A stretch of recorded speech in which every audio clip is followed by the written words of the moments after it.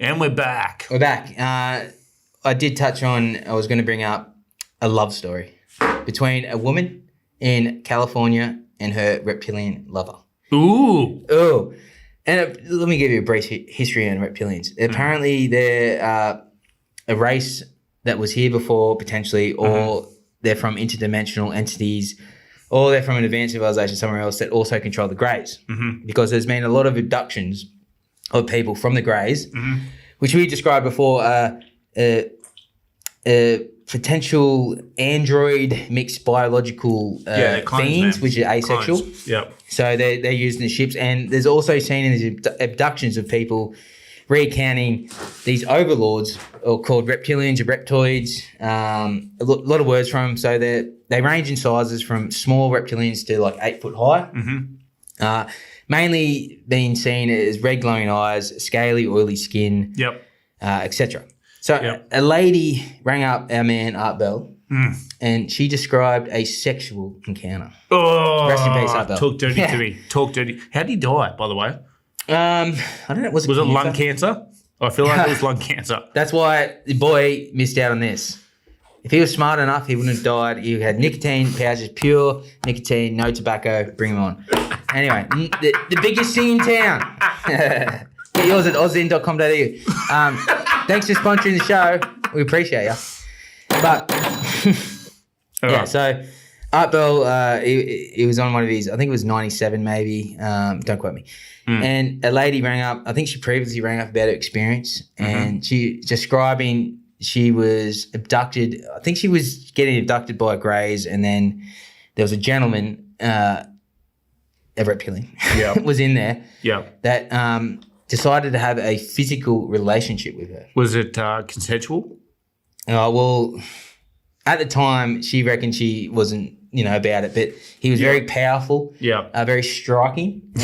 She said... It's a reptile. Yeah, apparently there's a picture she drew of him. I'll find it. Yeah, get up there, man. It's up there. Art did ask for a name, but she couldn't remember. And she said when she was engaged with this gentleman, it was a he, the skin looked scaly, but when she touched it, it was soft. Much like a snake, man. Like a snake, and that's what she brought up. She said, Art, have you ever held a snake? It's kind of like that. Yeah. It's a firm thing, but it looks like it's like scaly and oily, but it's not. Yeah. And so she had a relationship with this gentleman, reptilian, and so it must have overpowered her or something, and she kept going back, and she apparently he fathered her offspring.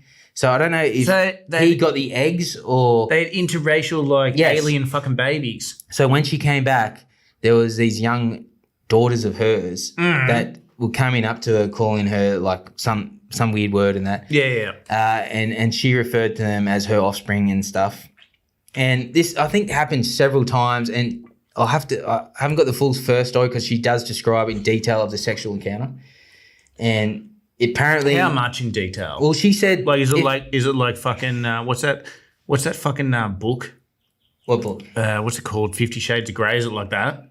Yes, because she did say that because she's writing a book, or she wrote a book, that if any woman read her story or thought about this, they would be very sexualized over this reptilian man. Yeah. And apparently his penis was how big was it?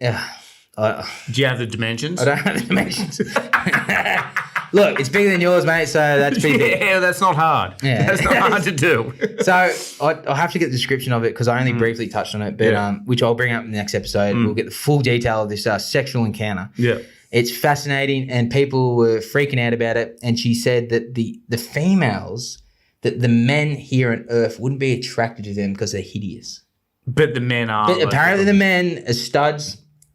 And she is more attracted to reptilians now than her own husband. Gee whiz. So what happened to her kids? They're in another dimension. So old mate... She reckons they're interdimensional entities. Yeah, well, that's what everyone says about the fucking reptilians. They're interdimensional, creatures. That's a possible, plausible fear in them, yep. Gee whiz. So what? He just rocked in, knocked her up, took the spawn, went back to the fucking outworld. And every now and then she would be brought back in for more sexual experiences. Fucking hell. So I don't know, man. Like, unfortunately, if a male reptilian did visit us in our dream state or conscious state, I don't know if we could stop it. Do you I do not know if we could stop having sex with it.